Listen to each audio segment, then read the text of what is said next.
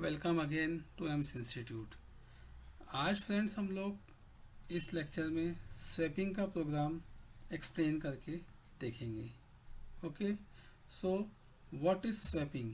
Swapping क्या होता है? स्वैपिंग का मीनिंग होता है इंटरचेंज द वैल्यूज। सपोज आपके पास में दो वेरिएबल्स हैं, उन दोनों वेरिएबल्स में जो भी वैल्यूज हैं, सपोज एक वेरिएबल है ए जिसकी वैल्यू है 10, एक वेरिएबल है बी जिसकी वैल्यू है 20। अब आप चाहते हैं कि इन दोनों वेरिएबल्स की वैल्यूज आपस में इंटरचेंज हो जाए। This is called swapping. इसको क्या कहते हैं? स्वैप कहते हैं, जिसका मीनिंग होता है कि आपकी वैल्यू आपस में एक दूसरे के वेरिएबल से बदल जाए, चेंज हो जाए, इंटरचेंज द वैल्यूज। ठीक है, तो इंटरचेंज द वैल्यूज या स्वैपिंग जो होती है बेटा, वो दो तरह से होती है। एक होती है विथ यूजिंग थर्ड वेरिएबल। इसका मतलब यह होता है कि आप किसी तीसरे वेरिएबल की सहायता से आप ये वैल्यू स्वैपिंग का काम परफॉर्म कर रहे हैं। ठीक है, अब क्या हो रहा है, ये जो प्रोग्राम है, इस प्रोग्राम में आपको सामने सामने चीज़ नज़र आ रही है हैश इंक्लूड से लेके तो स्कैन एफ में, जो कि फर्स्ट हाफ आपको दिख रहा है स्कैन एफ तक। यहाँ तक की चीज़ों में कुछ भी आपको बताने के लिए नहीं है, क्योंकि ये सारी चीज़ें हम लोग लास्ट के सारे सेक्शंस में देख चुके हैं। ठीक है, जो बेसिक कंसेप्ट होता है स्वैपिंग का, जो कि आपको यहाँ पर दिख रहा होगा, सी असाइन ए असाइन बी और बी असाइन सी। ठीक है, तो वो बेसिक कंसेप्ट जो स्वैपिंग का है वो आपके सामने तीनों जो स्पेशल लाइंस है उसकी जिसकी हेल्प से आप स्वैपिंग करते हैं, उन लाइंस को मैंने यहाँ पर डिस्क्राइब किया है। ठीक है, अब हमने प्रोग्राम को क्या नाम दिया है? Swapping with using third variable. मतलब क्या हुआ कि आप यहाँ पर किसी तीसरे वेरिएबल की सहायता ले सकते हैं। ठीक है बेटा, तो अब आप देखेंगे, जैसे सपोज आपके पास में 3 ग्लासेस हैं, एक ग्लास में दूध है, एक ग्लास में पानी है और एक ग्लास आपका खाली है। ठीक है, तब आपको मैंने कहा कि दूध वाले ग्लास में आपको पानी डालना है और पानी वाले ग्लास में आपको दूध डालना है और एक खाली ग्लास आपके पास रखा हुआ है। तो क्या होगा, बहुत इजी हो जाएगा। आप लोग उस खाली ग्लास की हेल्प से जो आपका दूध और पानी है वो आसानी से इंटरचेंज कर पाएंगे। तो यहाँ पर भी आपने एक तीसरा वेरिएबल लिया है। ए और बी तो आपके वो वेरिएबल्स हैं जिनमें कि आपकी वैल्यूज स्टोर्ड है ऑलरेडी, बट एक तीसरा वेरिएबल आपने लिया है जिसका नाम है सी। उस सी तीसरे वेरिएबल की हेल्प से आप यहाँ पर स्वैपिंग परफॉर्म करते हैं। तो जैसा कि मैंने आपको कहा कि बेसिक 3 कंसेप्ट हैं या 3 लाइन हैं जिनकी हेल्प से आप स्वैपिंग करते हैं। तो पहली लाइन है आपकी सी असाइन ए।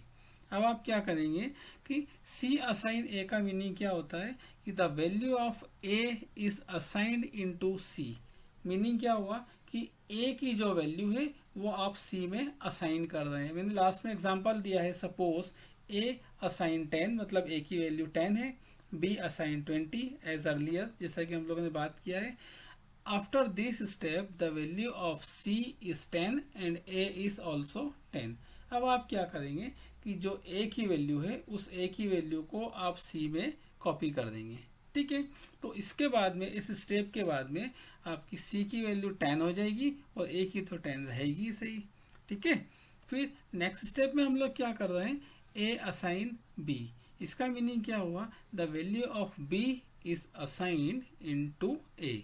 मतलब जो बी की वैल्यू है वो ए में असाइन कर दी गई है। ठीक है, तो ये जब स्टेप आप परफॉर्म करेंगे तब क्या होगा कि जो ए की वैल्यू है वह 20 हो जाएगी। क्यों?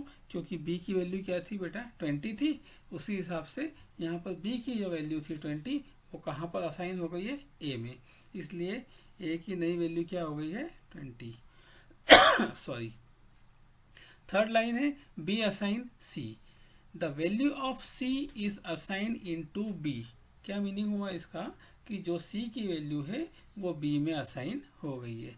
ठीक है, अब सी में क्या वैल्यू थी, सी में वो वैल्यू थी जो आपने फर्स्ट स्टेप में ए से सी में एंटर की थी। ठीक है, तो after this step the value of B is 10। ठीक है, तो ये तीनों स्टेप्स जब आप परफॉर्म करते हैं तब आप देखते हैं कि ए की वैल्यू बी में स्टोर हो गई है और बी की वैल्यू ए में स्टोर हो गई है। After all the above steps value of a and b is interchange. ठीक है, इसके बाद आप लोग ए और बी की वैल्यूज को प्रिंट करा। ठीक है, तो यहाँ पर आप देखेंगे, अगेन स्वैपिंग का कंसेप्ट, बस इस स्वैपिंग के कंसेप्ट में आप क्या देख रहे हैं कि interchange the values without using third variable. यहाँ पर आपके पास तीसरा खाली ग्लास नहीं है, ठीक है। प्रोग्राम सेम है, जो बेसिक 3 लाइन्स है वही चेंज है, A assign A plus B assign A minus B, A assign A minus B. Next slide में हम लोग देखते हैं ये किस तरीके से एग्जीक्यूट होता है। पहली लाइन है A assign A plus B. आप लोग जानते हैं असाइनमेंट ऑपरेटर के बाद की जो भी एक्सप्रेशन है वो पहले परफॉर्म होती है। तो ए और बी का एडिशन किया गया है और ए और बी का एडिशन करके आपने उसकी वैल्यू को ए में असाइन किया है।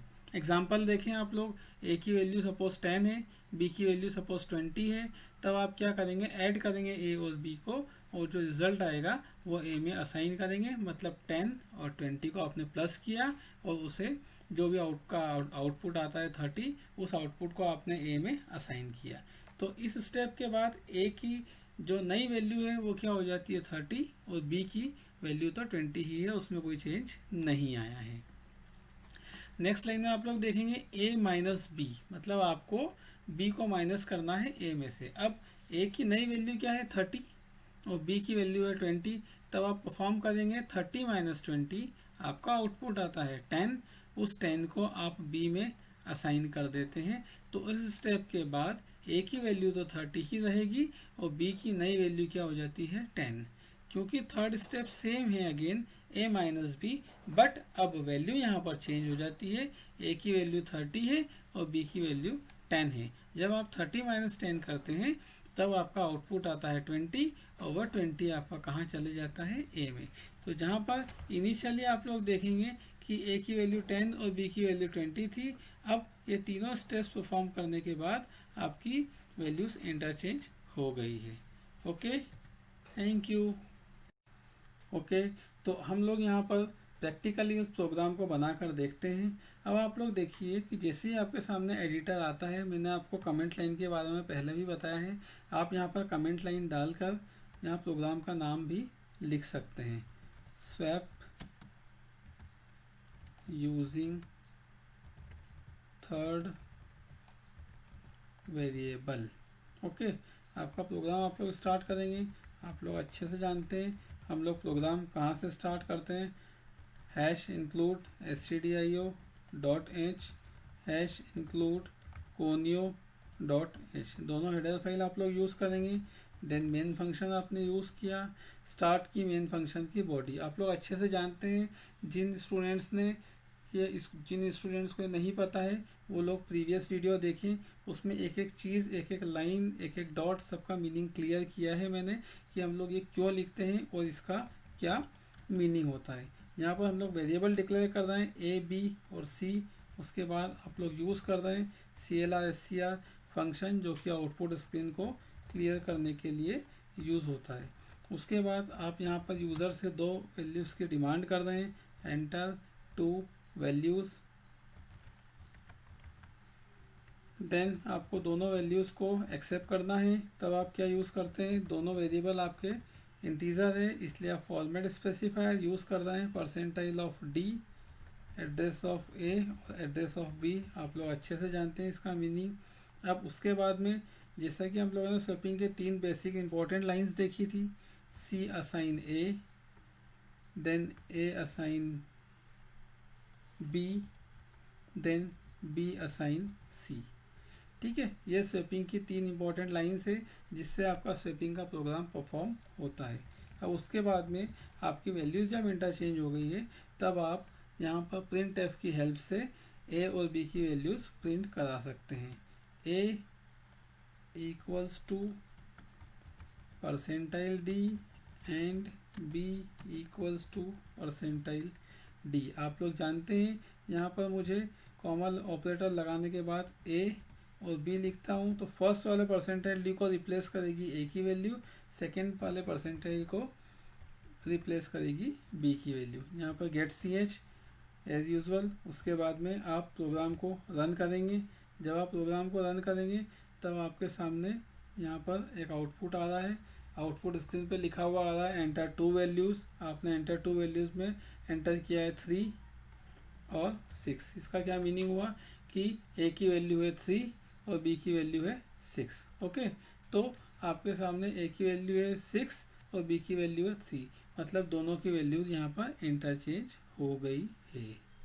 ठीक है, इसके बाद में आप इसी तरीके से विदाउट यूजिंग थर्ड वेरिएबल के भी आप प्रोग्राम बनाएंगे। यहाँ तक सेम रहेगा, सिर्फ यहाँ पर ये तीनों लाइन आपको चेंज करना होगी, जो कि हम लोगों ने पीपीटी में देखा है। ठीक है, ओके, थैंक यू।